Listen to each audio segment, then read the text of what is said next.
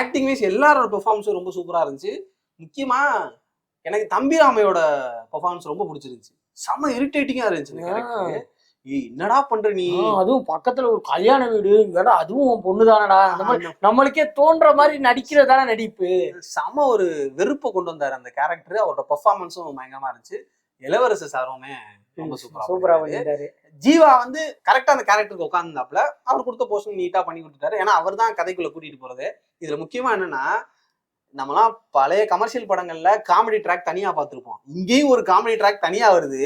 ஆனா அந்த ட்ராக் வந்து மெயின் கண்டென்ட்டோட கனெக்ட் ஆயிருக்கும். ஸோ மாப்பிள்ளை வீடோட ட்ராக்கை தனியா கொண்டு வந்து அவங்க சாப்பாடு கஷ்டப்படுறது, அவங்களோட பெர்ஃபார்மன்ஸ் எல்லாம் சூப்பரா இருந்துச்சு. அந்த ஸ்லாங் தான் அல்டிமேட். ஆமா, அது கரெக்டா டெலிவரி ஆச்சு. நமக்கு அது அவங்க ஸ்லாங்லயே அந்த ஜோக்கு நமக்கு பிடிச்சது. அவங்களோட வீடியோஸ் பார்க்கும்போதுக்கும் செம்ம என்டர்டெய்னிங்கா இருக்கும். அம்மாவும் பையனும் பண்ணுவாங்க. அதே மாதிரி படத்துலையுமே ரொம்ப சூப்பரா பண்ணியிருந்தாங்க. அப்புறம் கல்யாண பொண்ணா நடிச்சிருக்க பிரார்த்தனா நாதனோட பெர்ஃபார்மன்ஸுமே ரொம்ப சூப்பரா இருந்துச்சு. ஏன்னா அவங்க லவ் டுடேல பார்க்கும்போதே செம்மையா இருக்கும். அவங்ககிட்ட இருந்தே போனை பிடுங்க வச்சா ஏ கிளி கிளி கிளி கிளியா. அதே மாதிரி அவரோட கல்யாண மாப்பிள்ளைய அவரோட பெர்ஃபார்மன்ஸுமே ரொம்ப சூப்பரா இருக்கும். அதாவது அது ஜஸ்ட் ஒரு காமெடி கேரக்டரா தான் ட்ரீட் பண்ணியிருப்பாங்க.